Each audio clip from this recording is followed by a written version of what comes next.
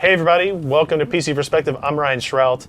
It is Radeon RX 480 launch day, and we're going to celebrate. We're going to talk to some people. We've got two very special people here to talk about both the RX 480 for a little bit, some of the software stuff, but then much larger scope. What is the future of Radeon Technologies Group and the Radeon Group in general? We have Koduri, SVP, Chief Architect. Is that pretty much the title at this point? Yeah. Thanks for coming out all the way to Kentucky. First time here, though, right? Yes, first time here. Not Steven's first time. Oh, no, I've been here before. That's right. You were out here last time when we did the video on Radeon settings. Radeon settings for the first time. The first demo of that. Yeah, that's cool. Well, welcome back. Thank you. So the first thing I want to do really is talk about the why you're here this specific day, right? So this is a long time coming. Polaris architecture, you guys have been previewing it for a really long time. You've been talking about it for a long time. We finally have reviews out there. What has kind of been your reception to, I guess, the actual reviews being live and what people have thought about it? It's been tremendous. The reception has been overwhelming, and I get a lot of feedback from my teams, both the folks who follow all of this stuff, right? So far it's been very, very positive. Not only from the community, but also from our partners, our top customers, OEMs, and for me, the most gratifying thing actually is the feedback from developer community, who I absolutely value very, very highly. Sure. Has been tremendously positive. But having said that, this is something that my team sees all the time, that I don't actually kind of dwell on it, and you see we have a lot of work to do. Right. So we are in work mode all day yesterday. We continue to be in work mode, and I think it was less than 36 hours ago or something like that when this topic of, hey, do you want to go on PC Perspective and talk about a few things that are both kind of in my mind, on my chest, right. Want to talk to community, and given the chance that I've never been here, and we've been talking about kind of me coming over here for a long time. I said, a great opportunity, and there's a lot that we haven't been able to say to the community, and all of the the excitement right. Through to the Polaris launch. I said, hey, let's do it, and I got on a red-eye flight. Haven't slept all night, and here I am. This is generally when the best interviews occur, is right. when parties involved have not had any sleep, and they're willing to just say anything could come out at any point, right? Yeah, I think and that's basically what I really wanted to that it's kind of unplugged, right. Unrehearsed, anything. Of course, I'm not an engineer anymore that can get away with saying anything. So I hold the senior vice president title, and we are in quiet period. So I have to kind of watch out what in terms of AMD Gotcha. related things, but in terms of technical things, in terms of things that that I can say about. Sure. I'll try and be free. I mean, and so the focus for this is not really, let's talk about every nitty-gritty detail of the RX Right. 480, right? There are reviews out there now. Hopefully you've been to PCPer.com and you've seen that article as well. And I would say, in general, the response has been extremely positive. My response to the product has been extremely positive, both at the $199 price point and the $239 price point with the two different memory configurations. And I think you guys are going to sell a lot of product, and obviously that's the goal. So we're going to walk through, we're going to talk about stuff like your plans for multi-GPU. We're going to talk about software plans.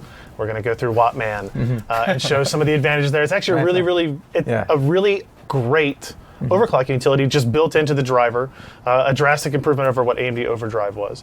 We'll talk about just the future of Radeon and what you see going forward and all that. I think it's going to be pretty interesting. But of course, we are going to give away hardware as well. We don't generally do live streams without giving stuff away, so we are going to have 3 AMD Radeon RX 480s to hand out to people who are watching the live stream. And the methodology for this is really quite simple. We have a specific URL that only people who are watching this live stream will know about. It is pcper.com/free-RX480. If you go to that URL there, as he's pointing out, you'll see a form that you can fill out, and we'll actually, get your name and email address, and then give you a couple different ways that you can enter the contest that way. Generally, when this happens, the website gets slammed immediately as all these people try to submit solutions. So maybe wait a few minutes. You don't have to enter in the next 10 minutes or anything like that. So we'll be good for there. So again, pcper.com/free-RX480. We have 3 of those we'll hand out at specific instances throughout the live stream. So we were talking before the live stream just a little bit ago about kind of what we wanted to talk about, right? This is very free form. And you are 9 months into this. Is it a project? Is it an experiment? What is this? The Radeon Technologies Group. It's a very different thing than it was before, with a pretty different focus than what AMD Radeon just had on its own previous to that. Yeah, it's it's hard to describe actually the last 9 months. Ryan. It's I don't know what to call it, but we formed this group, right, and to bring immense focus back to PC gaming, right, and gaming overall, and graphics. AMD has a lot of history, right, and a lot of it is well documented. A lot of our ups and downs have been well documented as well, right, both financially, products wise, and all. And we went through a period where the priorities of the company have shifted around, right? It's great that we won game consoles, right? We're in the last generation of game consoles. That was awesome. We had focus on APUs. We had focus on lots of different things. Somewhere along the line, we did lose focus on PC gaming and PC discrete graphics. Okay, I think that's fair. And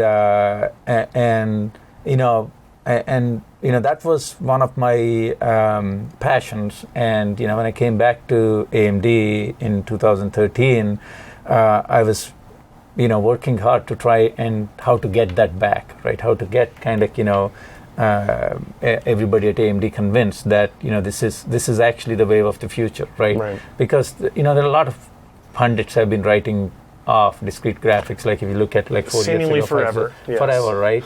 And I did see that things like VR, getting exciting, and high 4K displays, high resolution getting exciting, and that I didn't see kind of PC gaming as kind of something that was going down. I actually saw it as something that was actually going to have another big wave coming, right, in 2012, 2013 time frame. And that's actually one of the reasons why I kind of came back to AMD. So, but it took a while to get everyone rallied around that, and so towards the end of last year, right, with our CEO Lisa's help, we formed the Radeon Technology Group to focus on that. But like I said, right, to turn something around when you are behind, 2 years behind, 3 years behind, when you've lost focus on the stuff is not easy. And particularly in graphics, right? It's already fast-moving. It's fast target moving, as it is. And it's all about talent, right? It's all about people and talent for you to compete, right? You need the best of the minds. And if you see the context of 2013, 2014 time frame, right? The world's best companies are all investing in graphics, right? So what we were competing for talent was we were competing with not only the usual suspects like Nvidia and Intel, right? There was Apple in the fray, there was Google in the fray, there was Samsung hiring, there was Qualcomm hiring. So the talent fight was tremendous. And for a company whose financial future was questioned every day in every analyst report and all, it was a tough challenge, right? So when I came back in 2013, frankly, friends of mine in the industry called me and said, "Are you crazy?" Okay. That this is an uphill battle, right? So I'm just setting the context of the last 9 months. So once we formed RTG, we had to kind of, inspire people, the talent that we had, to a different heights, right? And I'm really, really pleased how hard the team worked over the last 9 months, right? To get us to a place where we are competing again. I'm not by no means saying we are, winning across the board or right in there. But Polaris is a great, great, great start for us to get back at a very, very interesting price point that matters to the market and achieves the first goal we set for ourselves, which is let's gain some market share, right? Let's get some market share back. Right. Okay. Right. So it was a sweet spot to hit. What makes that important? What makes getting market share back important? Because it's more than just is it more than just we have to make a profit here? But there's actually an amazingly important question. Actually, it is less about profit than getting the mind share of developers back. Right. Okay. It's basically, I say graphics is all about content. Right? Content is important. More than anything else, content is important. And the content community, the developer community, right, needs a good amount of Radeon install base, for us to be matter, right? And they are all excited because they have invested in the GCN architecture on the consoles. They see all the goodness like async compute and other features, they take advantage. And that was when the new generation of consoles was announced, that was the big drive from AMD at the time, was obviously because everybody's developing on GCN, it's just going to waterfall down to it. But it wasn't just as simple as that, I guess. PowerPoint slides are easy, right? Yes. Having a product line that matches your PowerPoint slide, that's a whole different ballgame, right? So that's what we are trying to do as Radeon Technology Group is basically, it's not, you can make those statements, but where is the product line, right? That leverages that advantage you had on the console. Where is the software stack? And software is much harder than hardware actually, right? It's really interesting that it is taking longer to develop new software architectures, right? So our whole journey from Mantle to DX12 to Vulkan, right? It took a while, but I strongly believe it is the right investment, right? And the right strategy, right? Because that now connects the whole strategy together from, kind of the console experience, PC getting the performance advantages and all. So it took a while for all the steps to play out, right? And they're still playing out. Some of the steps are, still in the process. Right. So, and Polaris is on the hardware side an important part of the mix, right? But not the whole story, right? The whole story is still around kind of, the DX12, Vulkan, right? The whole platform, the software developers, and a compelling hardware stack that needs to be associated with it. Do you feel like you're still on the correct roadmap, on the same timeline that when you came back to AMD and you guys had the idea for the RTG? Obviously Polaris was in there, Vega was in there. Are you still on that same ramp? Are you still? Yes, we are on a good ramp. We are on a good ramp, and again. I keep pushing. I can't have some of the products soon enough, right? Fast enough, and the engineering team, definitely understands that. Right. So So if you say, am I happy with where we are? The answer, people ask me that internally and externally is that, I'm never happy. Okay, so I'm never content because we know where we can be better, right? And one of the things I say in the last 9 months, right? People ask me, it's like, what's the biggest challenge? It's like I say, hey, it's actually interesting for me to talk to reviewers like you. Is that I'm the harshest critic of our product, okay, internally, okay, and unfairly sometimes, my engineers know that, but they're really awesome. They don't take it negatively. So we always are. I wake up this morning and say, hey, where can we improve this thing? I mean, there are, I can name a dozen areas where we can keep doing better, and we will do better, right?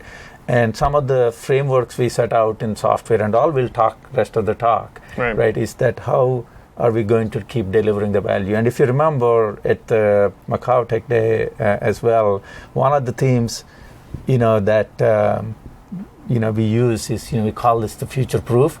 But what do you mean by future proof? Is that the value we keep delivering on the products that you buy, right? Post after you buy, right? Is very, very important. Actually, extended support past. Yes, people say, RX 480 is done. Can we go on vacation? No, actually, your work started now, right? It's basically, now it's in the hand of the user. We have to deliver the, the experience in there, right? So that's the journey, but that's the spirit. I mean, just to kind of, sum it up of the last 9 months, we have managed to get a culture around around RTG, which kind of thinks along this way, which puts user at its, at foremost. That we all believe that we are actually working for the user, right? The people who buy our product. Yes, we work for AMD, but really we work for the user, right? So that's the culture we have. So that leads us to we kind of talked about the RX 480 a little bit already. That's launched. It's here. For people who don't have this context, how long has Polaris 10 as a product been in development? I don't think people understand that this was probably a 3-year journey of development. Right. So the architectural aspects and what we call kind of IP, right? So the core IP, the graphics architecture, those elements have been in the works for almost 3 years, right?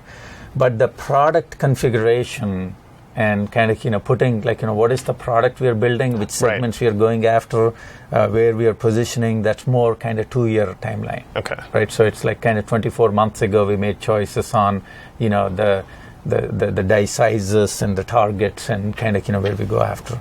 And one of the things that is interesting kind of backstory about the Polaris family is that our initial target, and we did say this at the Macau Tech Day a little bit, was actually centered around Polaris 11, right? The mobile part, right? Right. So that was the anchor point because mobile products also have very specific timelines that they have to come out at, because for the OEM have very specific cycles, right? They're back to school cycles, they're Christmas cycles. So its schedule had to be locked, right? And then you build the roadmap around that, right? So Polaris 11 was kind of was after we nailed Polaris. Polaris 10 was after we nailed the Polaris 11, right? And so some of the design choices, some of the limits on things like frequency ranges and other stuff that we saw on the product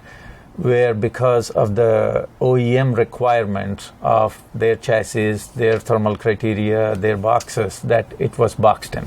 Makes sense. If you designed it with, say, kind of, the retail and the channel perspective as the first thing, you would end up with a different design points. And part of the question I get, and I was on Reddit this morning. I mean, it's a tremendous number of questions. I was able to touch probably 1% of all the questions. It's a good problem to have. Right. Was why are the differences between kind of where your competition is at, where are you at, and that kind of goes back to what was the problem you were trying to solve, or which customer were you trying to kind of satisfy when you made this choice, right? So anyway, I think overall we are quite happy with the first step in this journey with RX 480, and we'll talk about how that is a first step. So this is your first time in Kentucky. Yes. And it was recommended that since we review all the products that you guys make, I don't actually represent the state of Kentucky in any official fashion, but we thought it was maybe necessary that you test and sample some of the products that Kentucky makes as well. And I know I mean, it's almost 2 p.m. here, so it's practically drinking time. I get some too, right? You have to have some. I apologize for the color of the cups, but this is what we had access to here. This is my breakfast. There's rain in it. It's good. Yeah, no, it's this is bourbon Kentucky vintage. This is one of my ones that was recommended to me. I actually haven't tried this one yet, so I'm gonna pour some for you guys here, and just a little bit. I'm not gonna get you wasted. I mean, it's still early in the event, right? I don't know if I'm going to be legally approved after this. I don't have a legal department, so this for me is just fine.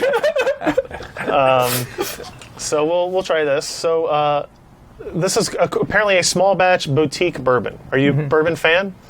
Or are you going to find out? I'm going to find out. I might become a bourbon fan. Actually, you don't have to chug it all. Just take a sip. That's actually pretty good. Wow. Well, it's actually pretty good. Original sour mash. There you go. Welcome to the state of Kentucky. Thank you. I can't give it to you to take with you because it's opened. So you won't be allowed to take it on an airplane, so it doesn't... A small side story, Ryan, on this. Yes. If you recall, at Capsaicin at GDC, you shot a video of me at that... we did an interview, in the interview. And that was actually I had a beer in my hand, if I remember, in front of me. That was the last beer I had before Macau, basically. That's right. You told us that. Yeah. Right. And as I was coming in here, I said this would be the last drink I have before I get to show you Vega, right? That won't be the last one. We got 2 more to get to, but so you're not going to... You're not going to drink again until Vega. Until Vega. Until Vega what? Ships? Until I see it? Until you see it. Until I see it. Until you see it. Until you see it. Okay. So anybody out there, if you happen to catch Raja out at a restaurant having a Corona or something like that, you let me know, and I'll tell you if I've seen Vega at work yet. Very good. All right. So what's up next? This is an interesting topic. Multi-GPU. Yes.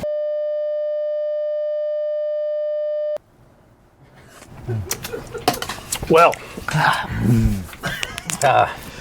this should be a much more interesting show the rest of the way now. It's like it was a fairly modestly priced bottle of bourbon that we all had, so... It's like milkshake. It is. It goes down real smooth. If you get the good stuff, it doesn't burn on the way down. It's amazing. So... sorry about that, guys. Apparently somebody spilled another bottle of bourbon on the streaming PC, but we're back. We're good. So let's talk about this topic that's up here now. I was saying before that when we did that talk at GDC, you mentioned kind of ending Crossfire, about moving past it, but still, you built the Radeon Pro Duo, you sold that out there. There was still an emphasis on multi-GPU. Your competitor came out and said, we're not doing more than 2 GPUs anymore. Mm-hmm. It's too complex. DX12 makes everything too complex. What is your stance on that? How's Radeon Technology Group kind of addressing multi-GPU? Is it falling off? Is it gaining speed? Where are we at? Yeah, it's a pretty in-depth, detailed topic, right? And so we believe, and my passion and my stance on multi-GPU is it is here to stay. We have to make the software infrastructures and also the hardware infrastructures better. Mm-hmm. And DX12 and some of the efforts from Microsoft and us, and frankly even from our competition, are actually all in the right direction. Okay, and I think I would kind of roll back all the way to 2004 timeframe when we first both companies started introducing SLI Crossfire and all. While we have done, you don't mean you're going to revert to having analog cables extending outside the system? I'm not. I'm just saying, but the approach we have taken, while it was really good in terms of avoiding the pain on the developer, what we did with SLI and Crossfire was, hey, how can we give the benefit of multi-GPU without the developer really having to do no work? Right. And I think we kind of, largely succeeded in that goal of, getting multi-GPU scaling on, friendly applications and all. But over the, this is 2004, over the last 12 years, the rendering approaches and the advancements on game engines is tremendous, right? There are many, many interesting ways that, the new physically based renderers work. Mm-hmm. And what we should have done a while ago, but I'm glad we're doing it now, is bring the developer to the mix. Right at the outset, get them involved. Get them involved and provide APIs so that they start participating in it. Just like what happened on CPUs on multi-core. If you see what CPUs didn't say that, hey, we have dual core. We introduced dual core and we'll make magically every existing application go faster. That's they true. said you have to go do threading. Right, and it took a while, but it happened. Right, now nobody questions why you need 2 cores or 4 cores or anything like that. And GPUs are really kind of exactly at the same point. And the APIs now with the big APIs embracing the concept of multi-GPU as a first-class citizens. Right, we are at that inflection point. Right, so it's really important for everybody to recognize that inflection point, that the kind of, whether you call it multi-core GPUs, multi-GPUs, as a developer entity, right, is here, okay? Now, I believe we are in a much better place than CPUs to do this transition because we have already provided mechanisms for at least a good percentage of applications to scale automatically, right? But there are others, and the new rendering approaches we need to bring to the fold, right? And that's the promise of DX12 and also the helper libraries and all the stuff that we're doing there. Okay, so I think this is a great inflection point, and we are investing in it. Our developer community is responding well, and I'm so pleased. And you have seen this with Microsoft standing up on stage at our Macaw event, and even they putting their hand up and putting helper libraries for this stuff. So I believe the next 5 years, the journey is starting last year, will be the golden age of multi-GPU. So, and the approach taken by the APIs doesn't stop at 2, doesn't stop at 3, doesn't stop at 4, okay? Now, the 2 versus 3 versus 4, there may be practical issues in your system on how many GPUs we can pack, right, and put on the PCIe slots and all. So, I think 2 is the sweet spot, but with a product like that's priced like RX 480, it's very tempting for some people to, put 4. Okay. Yeah. If you've got the scaling that makes it beneficial, of course. Right. So we are working with the developer community to do that, right? And here is one other thing I want to address too, right? And like I said, this is not about kind of our what we do product-wise and our marketing and our positioning-wise. We did the live demonstration of dual RX 480. Against a much higher $700 GTX 1080 product. Yep. By the way, the intent on it, at least, by me, when I did that, was not to kind of, mislead anybody to say that, a dual RX 480 will beat, a single 1080 in everything, right, in all the workloads and all of the stuff. Okay. It was to actually kind of demonstrate the point that I was making earlier, is that when applications take advantage of this, the consumer benefits because the performance per dollar, the experience per dollar that you would get with 2 smaller chips, right, scaling is much, much better, right? So for $400, you get that experience, right? And I've also shown this chart at Capsaicin GDC that given where the technology is going, even at 14 nanometer, and if you look forward to some of the nodes we are working on, next generation nodes, the performance per dollar per smaller chips is much better. It still is closer to Moore's law than the bigger die. Right. So if the software community gets in on this, it's a beautiful thing for the consumers, right? So it is imperative on us, right? On us and the community and the developers to actually go solve this problem. What the initial DX12 titles are doing there, right, is a great thing. I want everyone to follow that because it benefits the user, It benefits it allows us to build super interesting products at very compelling price points that give you that 4K 60 hertz gaming experience, right?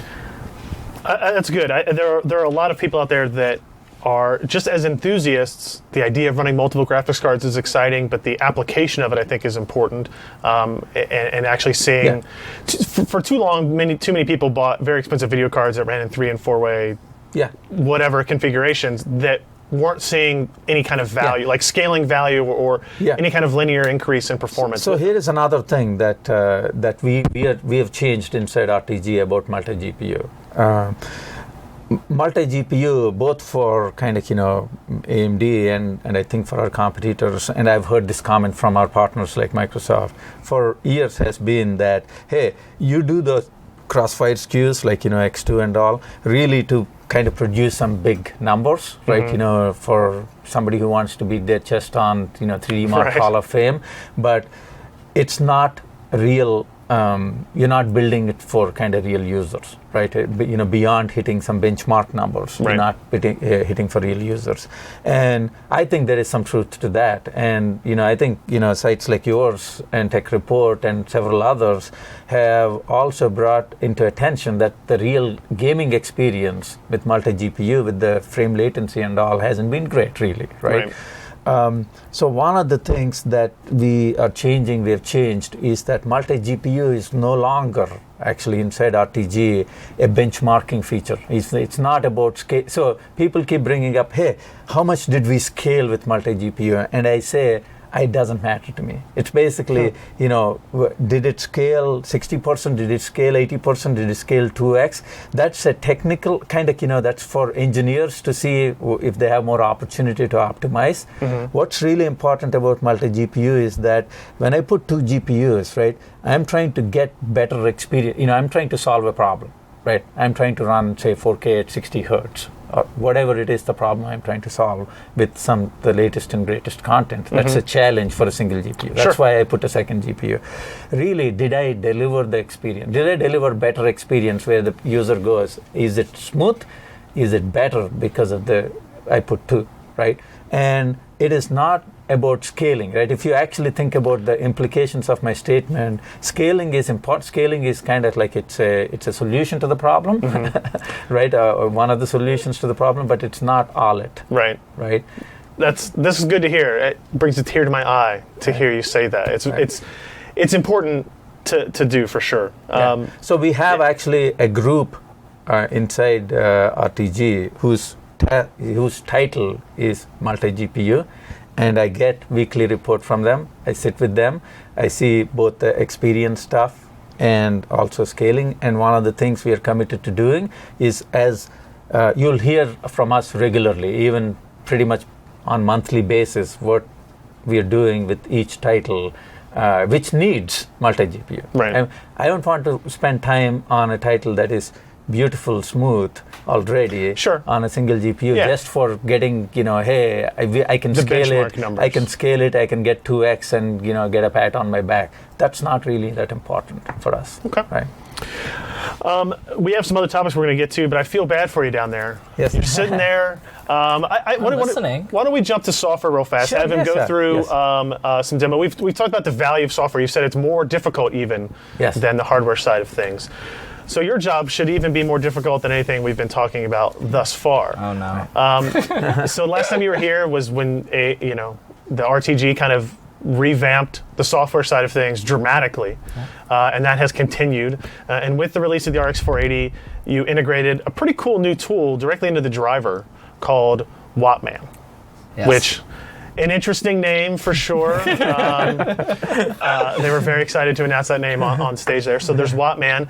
I wanted you to run through a demo pretty quick. Absolutely. And show us what it does, because it's overclocking, it's monitoring, it's per game profiled monitoring. Yeah, what we wanted to do was just like with Radeon settings, when we took Cal's Control Center and reimagined the whole experience, we wanted to do the same thing with Overdrive, because when we brought Overdrive into the new experience, Radeon settings,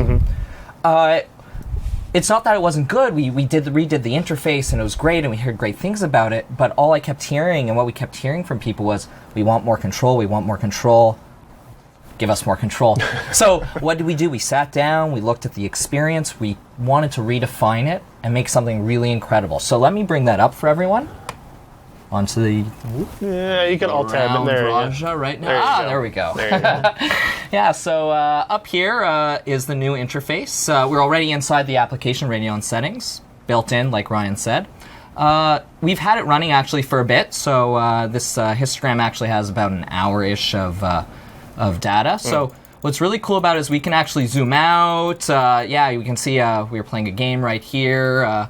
But it's really, like, it just shows this is the RX 480 actually, running next to us. And it's, yeah, you can see really smooth in the histogram. And yeah, this is us capturing real-time data. And what's also really cool in the UI is we actually summarize the peak values of activity, GPU, memory, temperature, and fan, as well as average it out. It gives you kind of, especially when you have a long amount of time of like data, you want to have some nice little summaries. But of course, you can go over any of these points at any time. The mouse over data is pretty good. Or zoom in. You can zoom in really far, but again, right here, now that we're playing around, yeah, you see the GPU coming alive, so it's nice. Cool.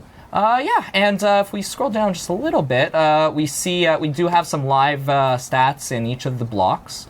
And how we wanted to divide this experience out is overclocking's in stages. You can't really do everything at once, nor do you want to do that. You want to be kind of safe about it. You want to be smart about it.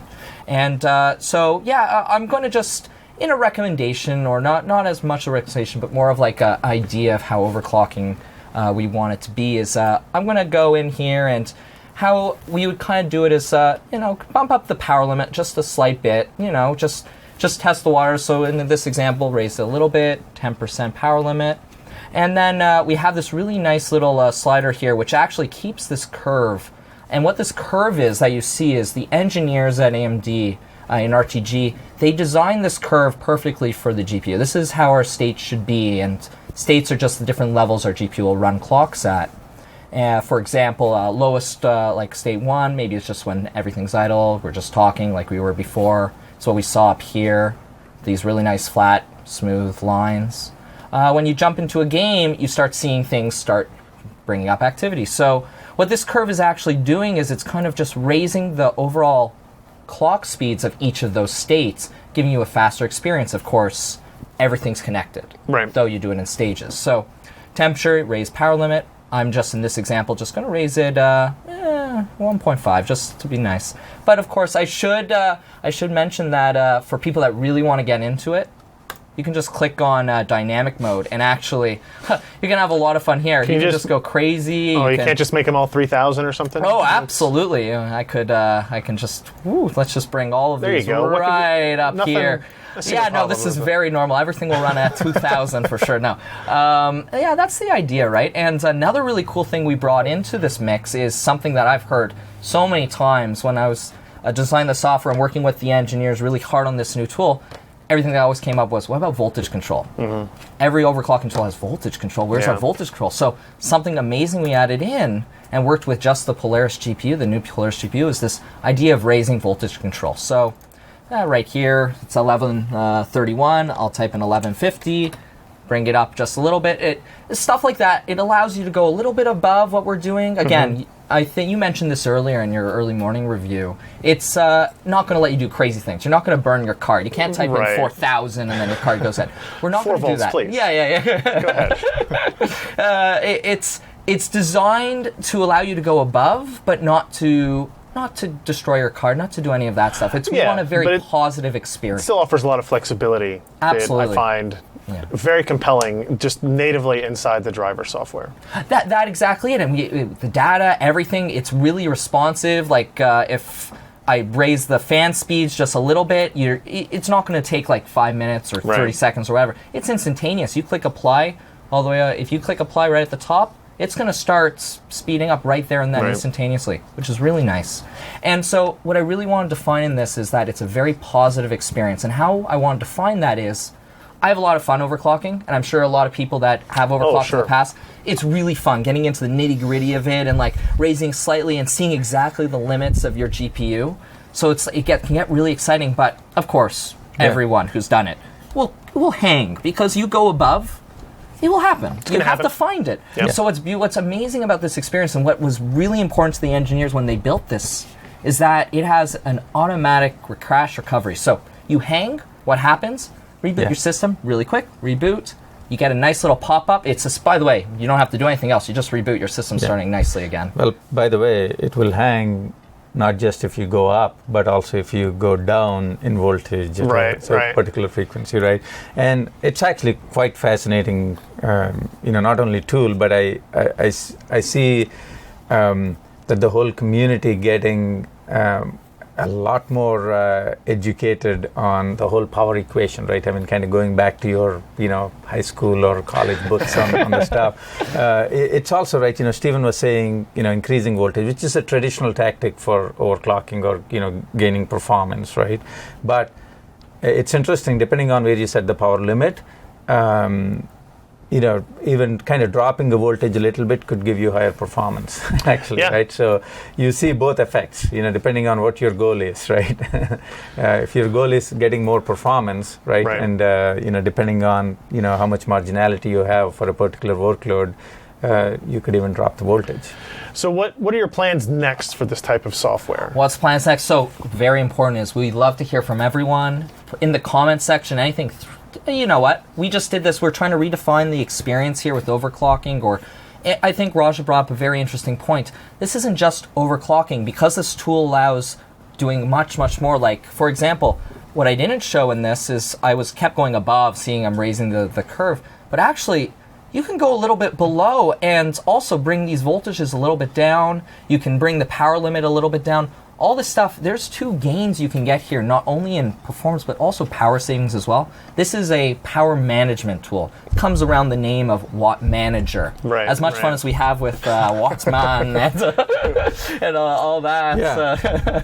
See, one of the things that I plan to use this for is that, I'm not, I have to admit, I have a PC in my bedroom, right?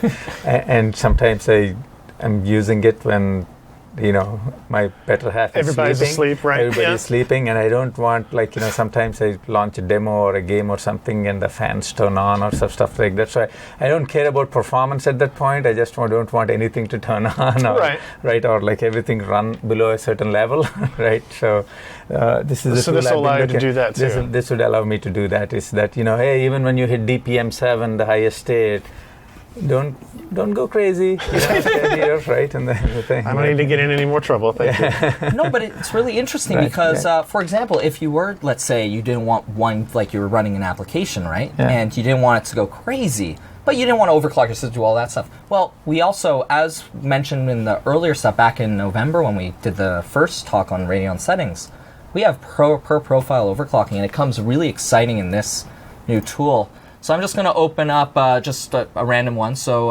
Ash is a Singularity. And we're going to open up the tools in Profile Wattman. So in this case, anything you do in the screen, you're not going to have it overclock right away. Nothing's changing, absolutely nothing. This only takes effect after the launch of the application or game. And we also added in a really cool feature where to record the profile. So we allow the user to save data for their games without Radeon settings even open. You can close Radeon settings, close everything, launch the game. But first, obviously, you need to opt in. We don't want to start saving stuff to your computer without you guys saying you want to. So yeah, you just press the little switch, really instantaneous. You have launch or start the application, and boom, shut everything off, launch the application. It's obvious, but you can, of course, as Roger said, you can just change the settings for that application. So bring stuff a little bit down, and that's actually really cool. And even from my standpoint as a reviewer and somebody who's trying to profile this type of stuff, it's really interesting data to be able to correlate down to per application basis too. So that's neat. Yeah. But what else on the software side is important to you? Obviously, drivers are important. Right. Obviously, stability is important. Overclocking is kind of a different animal, but yeah, there are a lot of areas in software that are interesting, but we made an interesting acquisition that we have announced this morning. A small company called Hyalgo, which have been focusing for several years. I think they've been working for 4 years at least. Yeah. on coming up with approaches where they can deliver smooth frame rates, to the game, or no matter what, no matter what's happening on the system. I remember using this software. I think it was big on Skyrim. For a while, right? And it was to adjust quality levels in the game, whether it be resolution or texture resolution, to maintain high frame rates. Right. Dynamically, the user didn't have to do anything. Yeah. It only applied it like when you were in motion, for example, that type of stuff. Yeah, exactly. So we looked at them. We've been working with them, actually trying to collaborate with them for a long time. And when I started going deep into it, they're, as an external company that's not integrated and that doesn't have access to our drivers and hardware, they could only do very limited set of things, right? So they wrote a DX9 wrapper, and that's why it's Skyrim, because they were a DX9 game, DX9. To do this for DX11, DX12, and advanced APIs and all, it's really, really hard to do it in a wrapper. In fact, it's practically impossible with DX12 to do wrapper type of stuff with given how low level it is, right? So that's when the key developer on it, Eugene, he's an awesome guy. Sometime I think when he's ready to demonstrate it, I'd like to come to this show and show stuff. He's a passionate guy on this stuff, and I was sitting down talking to him, and I said, Eugene, what's your passion? Right? He said, I want to solve this problem for PC gaming. I said, then come on board, right? And help us, put some of these things into our drivers, and also work with developers to put some of these techniques into the engines as well. So that's what we're doing with iAlgo. So I'm really, really, pleased with that acquisition, and that we got a very, very passionate guy about PC gaming join our team. Cool. Now I know we're running short on time here with you, because you're actually leaving today as well. You showed up today and you're going to leave today, but I'm not. We have another one. We have to do this. We have this. So this is 1792 small batch. The Bourbon marking, right? It's called Bourbon benchmark. Exactly. So what I'm going to need now is clear-cut A/B testing at this point on which one you're going to prefer. It's hard to beat that, right? I mean, it's like... Well, your taste buds are going to be a little bit skewed from all the bourbon that we had before, so I'm going to get a little bit more there for you. So I see no issues with how this will turn out. So this one I like a lot too. Famous last word. No problems at all. Do you need? Oh, okay. Let's see. We have a random coffee cup coming in. That needs some here. Could be anyone. It's a hand. It's a hand. And a thumb. So let me know which.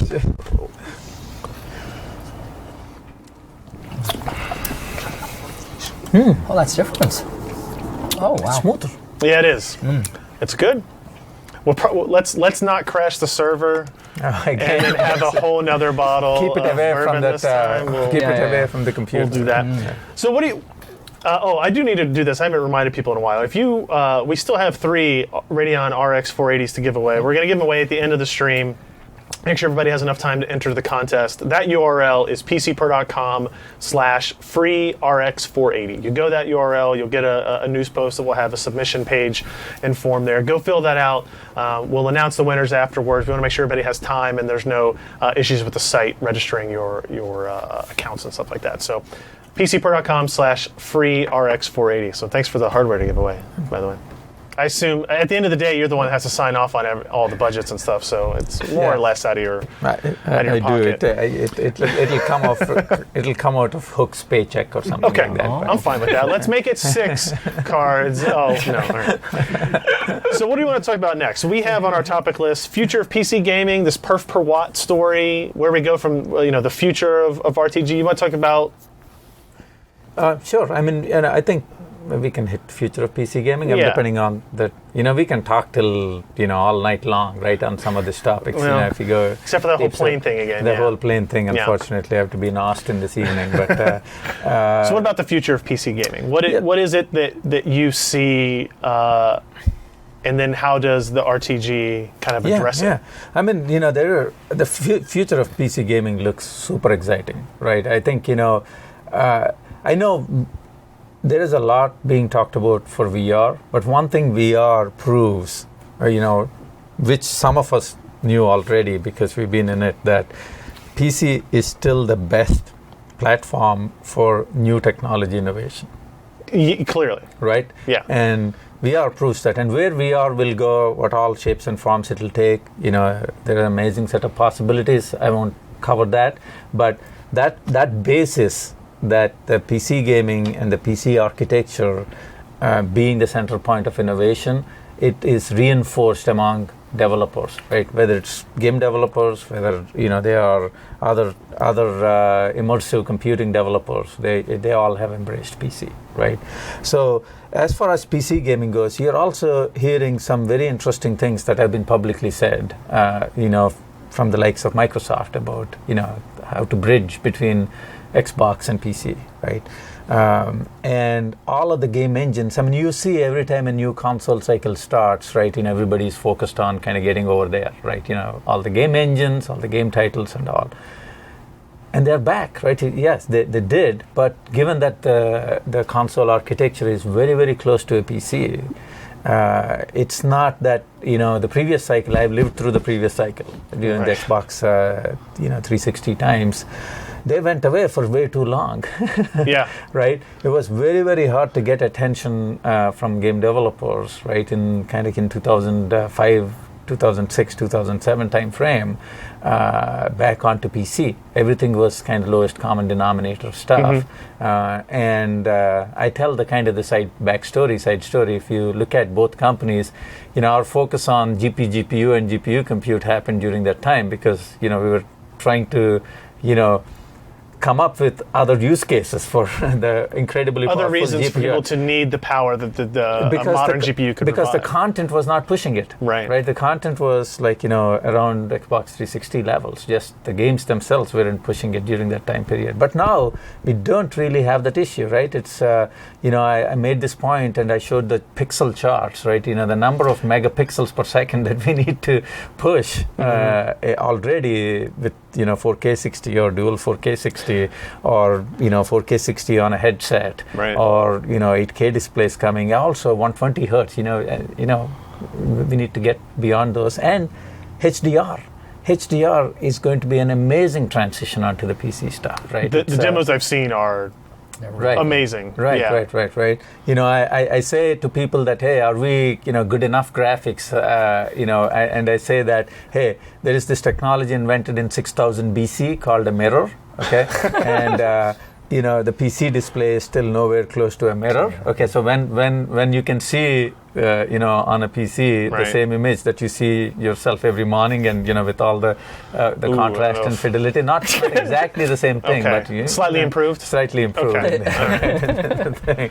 Right. At least if you take yourself out of the picture, the beautiful contrast and lighting and other things that you see, right? So all of that, I see that. In a rapid progression over the next 5 years on the PC gaming. So I think we are at the cusp of it, and the real unlocking of that for the PC is really software, right? Software has to change, and that was the basis for our GPU open effort, by the way. We said we are not going to unlock this potential of the PC and this potential of where we need to go by trying to solve the problem on our own, trying to solve the problem with kind of locked proprietary infrastructures, trying to do kind of middleware that try to solve everybody's problem with an AMD, because the smart people are everywhere. The geniuses are spread all around the world, and I see them, I meet them. My experience last week being in Shanghai and interacting with some of the engineers and some of the students and some of the startups out there. Oh my God. Right, the guys have crazy ideas, right? And I don't want to be the bottleneck between, some innovation in this stuff. So I think we have taken good steps, and I think we are seeing the community also start leveraging that, and part of kind of the genesis of hey, you say, our marketing campaigns around kind of Radeon Rebellion and other stuff. They're not completely, just hey, we left the PR team alone and say, come up with this stuff in there, right? They are somewhat rooted in what we are thinking, right? What our strategy is and what our vision is in terms of, unlocking this stuff. And it's not just about, the Polaris launch. It is bigger than that. So speaking of bigger than that, right? The what's next story is important, right? So we know, what do we know about publicly? We know about Vega. Mm-hmm. We know that is it a thing. We know we have a general sense of its time frame. You've said now after we're done with our bourbon, you're not going to have any more drinks until you might want to see how long maybe I'll pour a bigger glass for you the next one. Mm-hmm. But where do you go? What people are worried that AMD is only going to focus on this $199 price point, and they're not going to make that $299, $399, $499 part. I mean, it's a great question, Ryan. I mean, if you understand the PC market or kind of the discrete GPU market segmentation, right? There are at least kind of 5 to 6 segments there, right? And for us to be a successful RTG, successful AMD, and satisfy all the segments and the overall market, we do need to go beyond the $199 segment. Even though the $199 segment is a very nice sweet spot, kind of, it's the water drop strategy. Our plans are to kind of, go up and go down to, there are very many opportunities to improve the experience even at lower price points below $199. Sure. So you'll see that played out, but the theme of how can we bring kind of advanced technology that is kind of really enticing to volume, to more people, is fundamentally my goal in life, right? So I mean, some of the questions that I get asked is like, HBM is an exciting, enticing technology, right? How can we get it access to many millions of people? It's very challenging. It's very, very challenging because of the cost of the infrastructure involved, cost of the memory involved. There are forces outside my control that determine the cost on that stuff. But you ask me, I mean, those are the kind of things that me and my engineering team continue to work on, is how do we bring that type of thing over to more, accessible, affordable price points, right? And similarly, I can, it's like, VR. How do we, we solved our, I think we took the first step to at least bring the graphics portion of the cost to an interesting point, but the whole ecosystem also needs to come down in price so that, the VR headset should be as affordable as any display that you buy or something like that. And HDR is the next thing, right? It's like, you saw the HDR demos. They're compelling. They're like, once you see A versus B, you don't want to go back. But how do we bring that to masses, right? So that's kind of the future. If you look at the theme of what we're going to do, yes, there'll be different price points and all of those things, right, to cover all the segments of the PC. But it'll be the same theme. How do we bring something that costs thousands of dollars today if assembled, right, to a few $100s, right? That would be driving me, and my engineering team. I know one of the topics we've discussed in the past is it's a complicated story. It's like if you compare what the PC gamer gets to the console gamer, right? Obviously, you've got this idea of, well, I can pick up a console for $300. The kind of PC you buy for $300, how can AMD and Radeon specifically, who only really controls one portion of that, help to influence it in a way that PC gamers get the gaming experience that they expect, right? Yep. For a similar price point, or for a price point that makes sense, right, in the same lines with that. Yeah, I mean, that's an excellent question. That's actually, it's an awesome thing, right? The way I look at it, right, it's basically, I kind of call it the experience per dollar. The experience per dollar for a console is much better than experience per dollar for PC. You can get much better experience on a PC, you can configure it, but when you do the experience per dollar math, it is not very competitive with this stuff. And the reason for that are twofold, right? there is the hardware reason for it, right? Of kind of combining all the elements and the total overall cost of it on the console business model is different. But what we have observed is that the software portion of it was also a significant portion. See, the developer takes even if we kind of put a same hardware on the PC, right? Very similarly spec'd CPUs, GPUs, and all on a PC, and try to run the same title, you get substantially, lower experience on the same piece of hardware, right? In fact, even on sometimes superior hardware, you get worse experience. So that's the thing that we want to address, and that was the genesis of GPU Open, frankly, right? Is how do we get the software portion of the problem solved?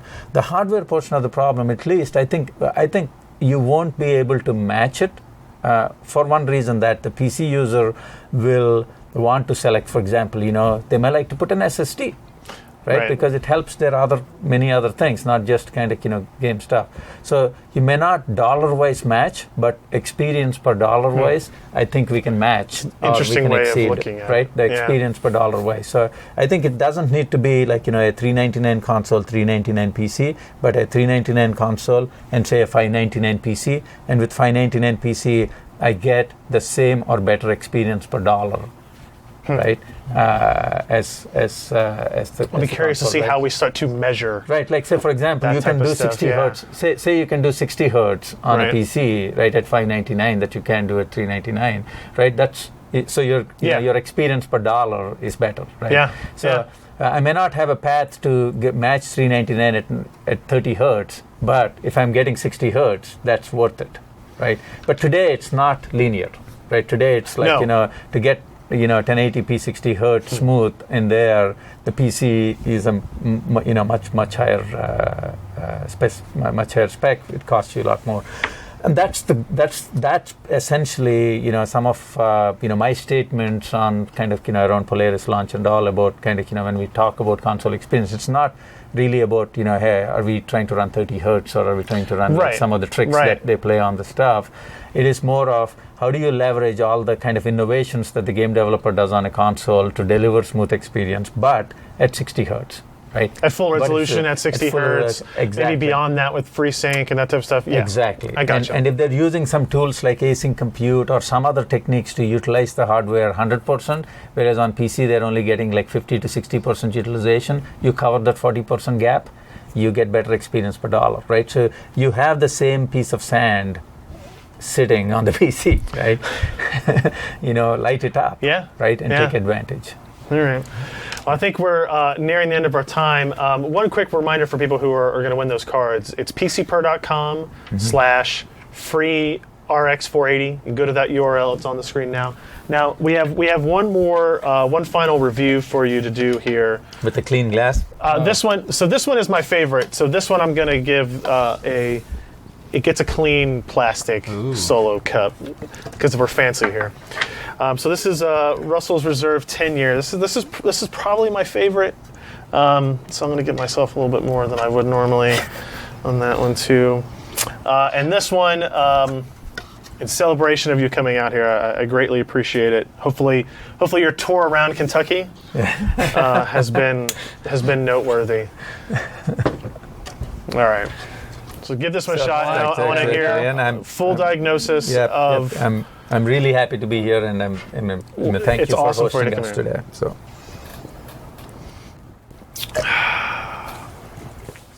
That's still the best one. Wow. It got some character. It does. It does. Oh, man. All right, guys. So we appreciate everybody hanging out. I appreciate you stopping by. It really does mean a lot. I know it's a pain in the ass to travel this far and do red-eye flights and not sleep and drink a bunch of bourbon while we talk about computer hardware. Again, Ryan, I'm so happy to be here and also talking to your community. I I really enjoy these interactions, and thank you for giving us this opportunity. We will remember it, Stephen and Absolutely. I, this thing forever. Mostly because of the Mostly bourbon and because of plastic. the first empty bottle. And all this stuff. All right, everyone, that's going to wrap it up. Make sure you go to PCPro.com, read our Radeon RX 480 review. I imagine that the AMA that you did before coming over here, all that information is still out there if you guys want to find that. I imagine you can touch on some different topics there. So hopefully we'll be able to drag him back sometime in the future. And that's it. Okay. Good luck on the rest of your Radeon Technology Group journey as well. Thanks, Thank you. guys. Thank you, Ryan. If you enjoyed this content, consider supporting in-depth technical content by contributing at patreon.com/PCPer.